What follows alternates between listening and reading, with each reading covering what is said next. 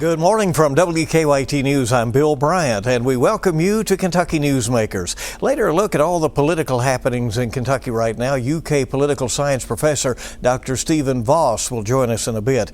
But first, Morehead State University President Dr. Jay Morgan is here. Morehead State is completing a massive transformation of campus, new buildings and renovations. The university has also announced a new Doctor of Engineering program that will have two areas of focus, including furthering Morehead's involvement in space science. These are interesting times for all college campuses trying to navigate social and political changes and keep the tuition affordable. President Morgan has led Morehead State University since 2017. At that time, a new visioning and planning process got underway, and much of that is now coming to fruition. Dr. Morgan, thanks for coming. Great to be with you, Bill. I'll always watch you and enjoy your show. Thank you very much. It's hard for us to keep track of all the projects on campus, but you do that, and you have a lot going on. Bring us up to date on some of the new buildings that have come online, some of the new facilities changes and improvements. Yes, well, thanks for letting us come on your show and talk a little bit about the momentum going on at Morehead State University. This is our 138th year as an institution. Think about that a little bit. I've been a part of the institution as president for about 8 years, and during that time and before, there's been a lot of transformation. Right now, we're renovating a number of buildings, our College of Education, our library, 3 or 4 of our residence halls are under renovation, some almost complete and will be ready for the fall semester. And we're also building several new buildings. The General Assembly's been pretty good to us on capital projects.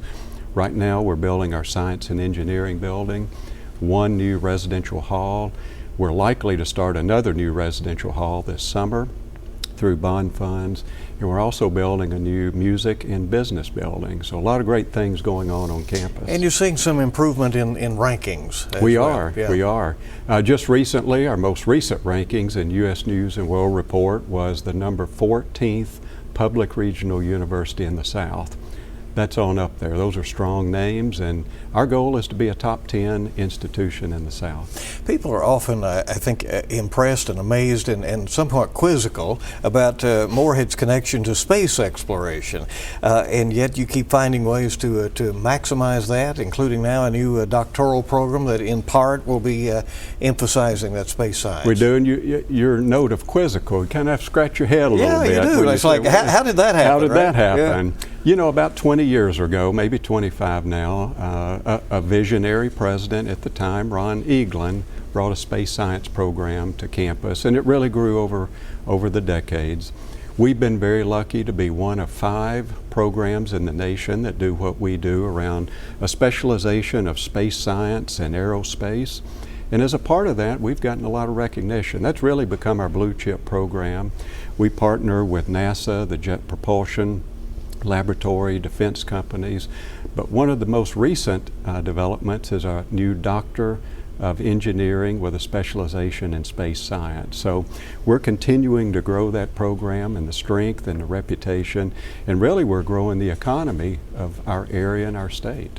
So when we're watching these projects go on and the lifts offs and the splashdowns and so on, there may very well be a Morehead State connection. Well, right? Well, there has been some recently. Yeah. You might remember 18 months, maybe 2 years ago, there was the lunar landing.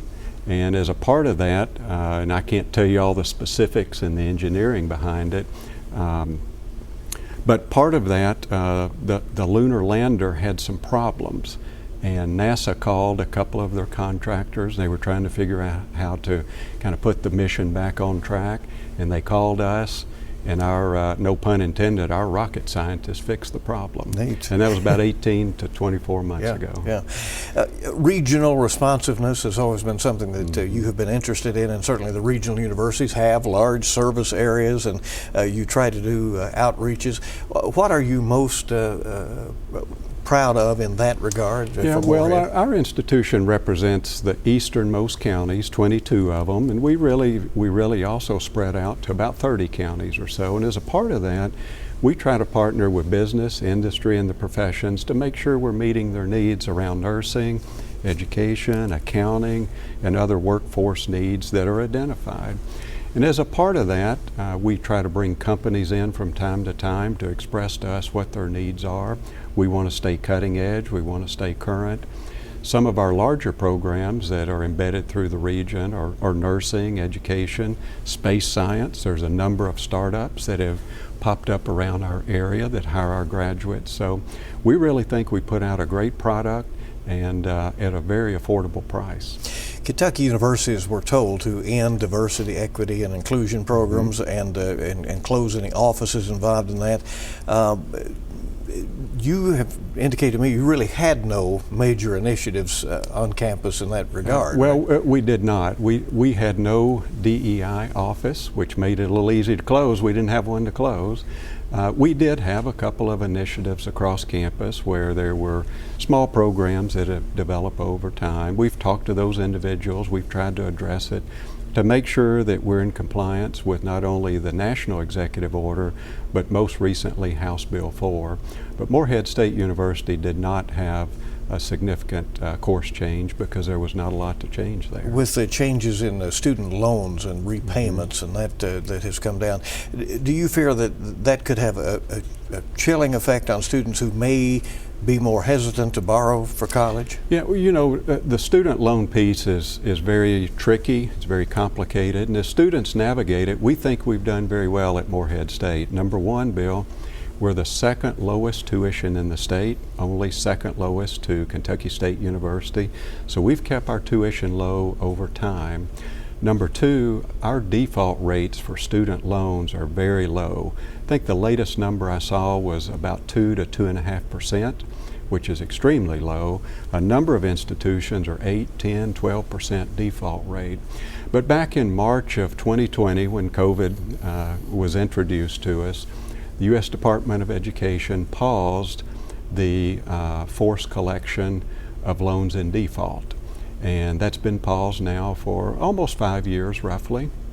And as a part of the most recent move by the U.S. Department of Ed, they've restarted those mandatory collections.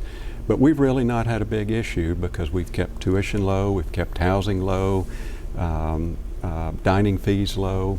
So I think our students are in pretty good shape. How do you do that? How do you keep the fees low? I mean, doesn't every university want to figure that one out? Well, right? it's very difficult. And I think it's part of our commitment to the region that we serve and that we've kept our tuition low.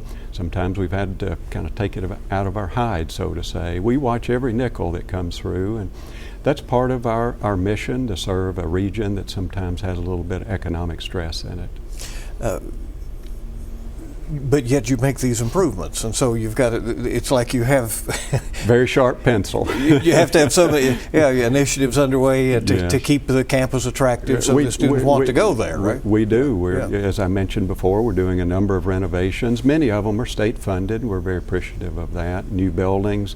We have kept tuition low. We've created a couple of new programs, a new Master of Social Work to serve our region, which is very, very needed, not only in our region, but in Kentucky. And really, creativeness has kept our campus moving forward. A specialized program that's attached to your campus, the Craft Academy. Yes. A recent expansion there. Right? Yes, the Craft Academy started about 8 or 9 years ago through the generosity of the General Assembly and Dr. Joe and Kelly Craft. And it's grown over the years from 120 students to 148 to 200, and now it's up to almost 240 students, which is a great opportunity for students to come, live and learn on our campus. You would never know that the student walking by is a craft student. They're going to have a backpack on and a ball cap, and they're going to sit in a class just like any other student will. As a matter of fact, if you were teaching that class, you wouldn't even know they're a craft student. They're brilliant. Interesting. All right, let's talk about some sports programs going on. Yes. First of all, and you have a lot to celebrate, and we'll do that, but where does a Morehead State fit into the landscape where higher level college programs are apparently going to be paying athletes, essentially maybe treating them like employees in the not so distant future? Yes, well, as you know, and as you watch the news, there's a lot of changes in NCAA and the organization, the rules, and so forth. And it is a little tough for a small to mid-sized school like Morehead State to compete with NIL dollars and Austin payments, but we do have some interest in that category, and we're raising money to try to fit that or fill that void. As a part of that, our teams continue to do well. We most recently won soccer, women's soccer, And proud to say, and you probably saw it on the news a week or two ago, our ladies golf team just won the region. They'll be actually competing here in Lexington in the NCAA semifinals. So as we push forward athletics, we're trying to redo some of our athletic facilities. We're trying to keep our teams moving forward. But we've had to shift some of our fundraising from athletic fundraising for a new scoreboard, athletic fundraising for name, image, and likeness. And it's a new game, and we're all getting used to it. Do you think you can stay viable in that regard? I think we can. We've got some very committed alumni and boosters and supporters, and we'll never raise the amount of money that some schools do. And you could chase it all day, every day, and never get there. But with that in mind, we're going to continue to play in that game, and we do have NIL dollars on the table right now, and time will tell where this ship's going to go. And between NIL and the transfer portal and a lot of changes, I think you're going to see even more changes in the NCAA over the next 1 to 2 years. You have a new women's basketball coach with a whole host of Kentucky connections, right? Deep roots here. Yeah. Ashley Feldhouse is our new ladies or our women's basketball coach. We call her a Kentucky girl. She's got deep Kentucky roots and high school basketball with her family around the region, and she really knows our region. She knows Kentucky, and she's coming in at a wonderful time with a wonderful opportunity, and we think she's going to push our women's program forward. Graduation is coming right up. 2 weeks from this week. Yeah, yes. so like a week from when this program is airing. So probably about a week. Are you? That has to be an exciting and proud moment. It's a fun time, as each freshman entering class comes in. I speak to them, and they look at me up on stage like, who's this guy? But I always challenge them because I want to see them again in 4 years. And our graduation rates have risen 10% over the last 7 or 8 years, so we're leading the pack in some regard. The second highest increase in Kentucky over that time duration is a percent. So our graduation is May the 10th. We'll run 3 ceremonies, and it's just a good time to see parents rejoice what their loved one has done. How do you encourage those graduates to stay involved on Morehead's campus and to help you in the future? Yeah. Well, many of them have fond memories both on campus during their time there. We have a high degree or a high percent of students that live on campus. We're very residentially based, traditional in nature, so they're going to get a lot of those college experiences that are going to remain with them for a long time. And as they think forward, we've got a variety of alumni programs that we have periodically. We rotate those around the region, some here in Lexington, Cincinnati. We go over to West Virginia and Ohio and Tennessee. So we really try to keep our graduates involved. And as I mentioned before, a lot of them, they don't have those very high loan default rates. They pay those loans off. They get embedded in the workforce. They're early participants in the workforce. We give them a little bit of time to kind of heal up, and then many of them are very generous. So. How, and you've been a higher education professional a long time, Yes. even many years before Yes. you were at Morehead State. These days college can get some criticism from people that it is expensive, that you can go another route and make money, and of course you can. What do you say to people though about the importance of that college degree, or what it can mean to an individual? Sure. Well, as families sit down and look at the cost of college, it is expensive, but it's a good investment. And as I go around and I talk to high schools and Rotary clubs and others, I really fill it out in one line, and I say that if you have to incur debt, the average debt is the cost of a used car. About $22,000 for a Morehead State student on average at the point of graduation. Some institutions are more, some are probably less. But as I mentioned before, we've kept our tuition low, and I simply ask the question, are you willing to invest in the cost of a used car to improve the rest of your life? And when you break it down like that, Bill, it really kind of sinks in that this is doable. It's costly, I get it. I have children approaching that age. So with that, when you think about it in that way, It's a great investment. Pretty good analogy. It is. Anything else you want to update us on at Morehead? It's been a great year, Yep. 138 years, and we're going to have another great year next year. Dr. Jay Morgan, the president of Morehead State University, thanks for coming by. Always good Really to be with appreciate you, it. Bill. Stay with us, everybody. We're coming back with Dr. Stephen Voss. We'll talk some politics on Kentucky Newsmakers in a moment.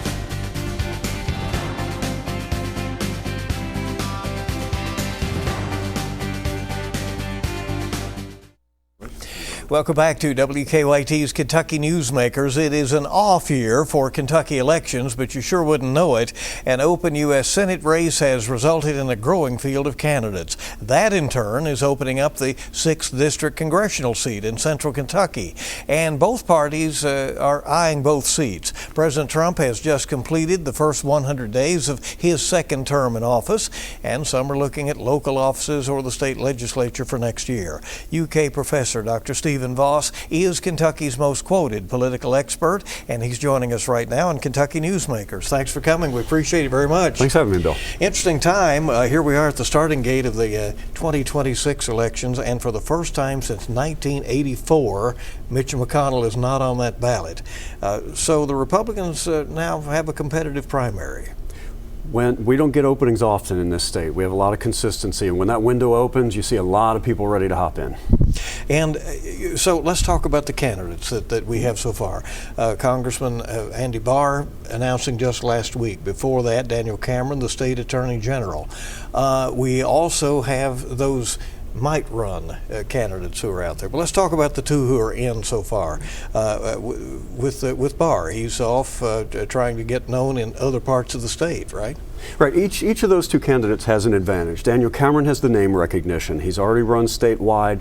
He was able to stay in the news as Attorney General. He's got that advantage going in. Andy Barr's got the war chest. He's been involved with PACs, with banking, finance, a lot of money that he can use to build up that name recognition and build his image the way he'd like to.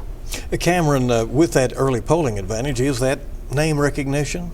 The fact he ran a governor's race as well. That's right. I mean, people already have a sense of him. If they liked him, okay. Andy Barr's challenge is to get them to shop around, to get them to try to weigh two instead of just sticking with the brand they already know. So what does Barr do to get better known across the state? And what will $5 million buy you in that regard? Well, the benefit of needing to build name recognition is that's fairly cheap. You only need them to know one thing, it's your name. And so you can use social media, you can use a whole variety of traditional and a-traditional media to get that name out.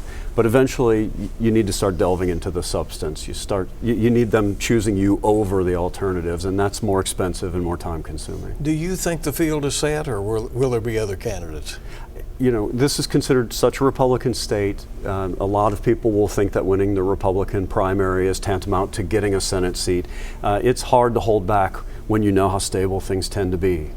And so we are hearing others. The name's Scott Jennings, who is a political commentator on CNN, a businessman, Nate Morris. Jennings went on stage with President Trump at an event in Michigan this past week, and some are reading into that. Yeah, I mean, there's been a little bit of buzz about maybe Scott Jennings might enter for a while. We've been talking about that for a while.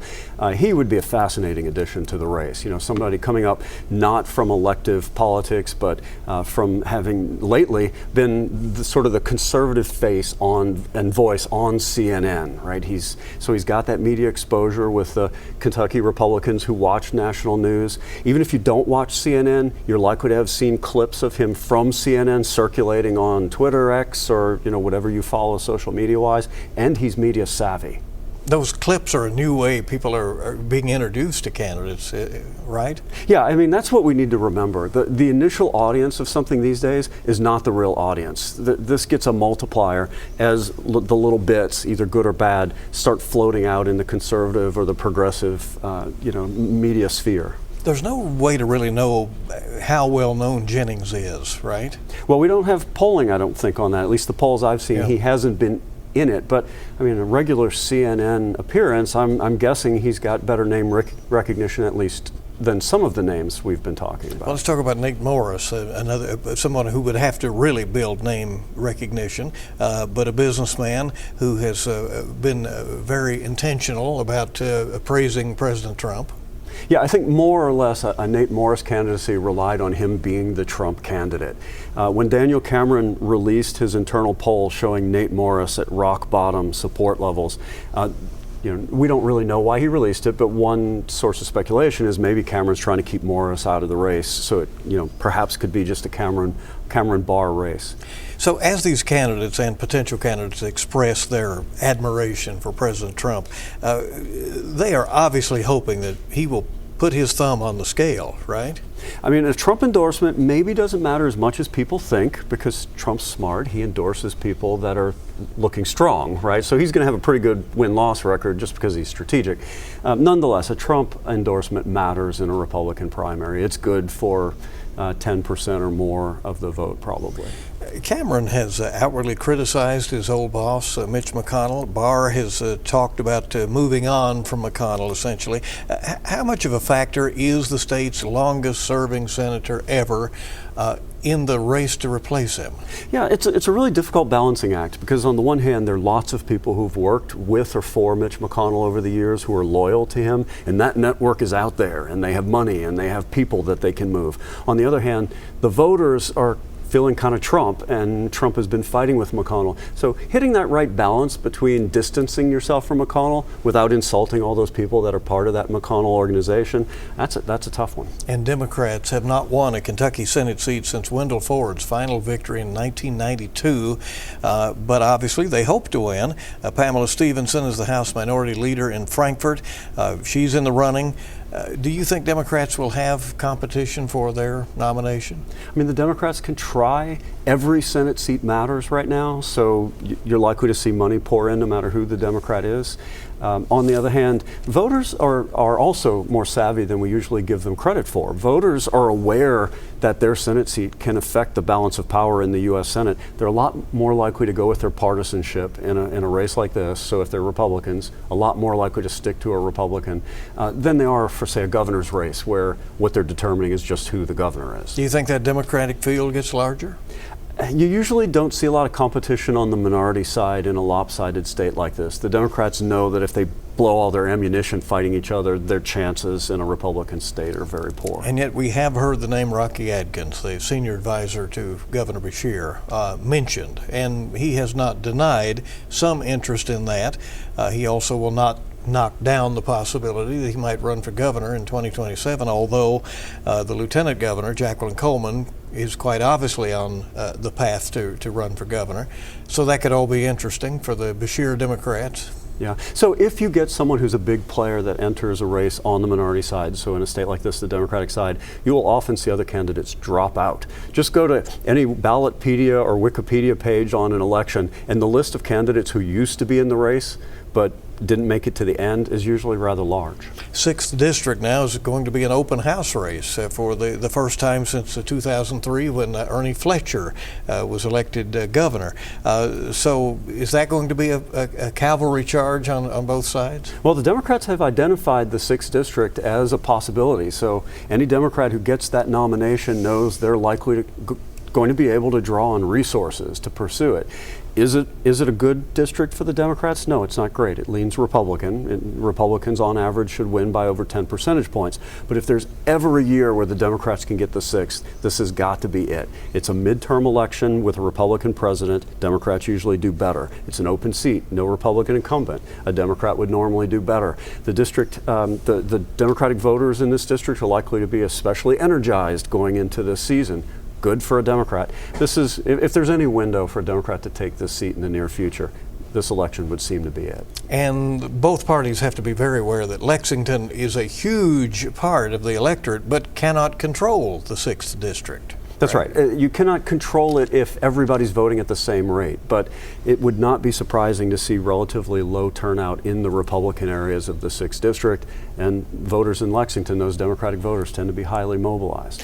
With his podcast and frequent national TV appearances, including an appearance on Fox News earlier this week, is Governor Andy Beshear essentially already trying to run a 2028 campaign for the White House? Bill, I always try to dodge that question because Andy Beshear can both position himself for a possible presidential run and yet not really have to do it, because all the things he's doing also can help with other career paths that he might take. It's not run for president or try to get one of these other jobs. You can do both simultaneously. Building his stature, getting his name out to more Democratic constituencies, that's good for him whether he chooses to try to win a Democratic nomination contest, or if he ultimately looks for something else. How much of a factor will President Trump and his approval, whatever it may be, in next year's elections be a factor?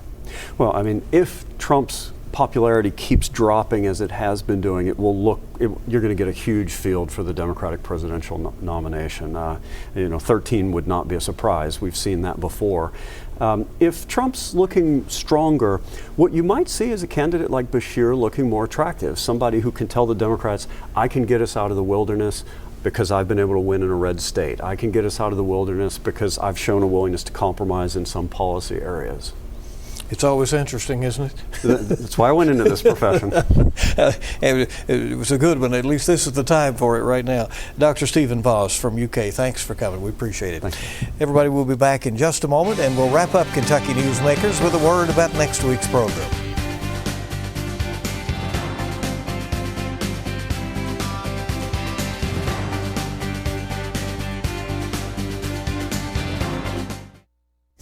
And before we go here on Kentucky Newsmakers, a word about next week's program. We expect University of Kentucky President Dr. Eli Capilouto will be our main guest, and we'll have another. We do thank you for joining us for this edition of Kentucky Newsmakers. A reminder, the news is always on WKYT, on air and online. We hope you make it a good week ahead.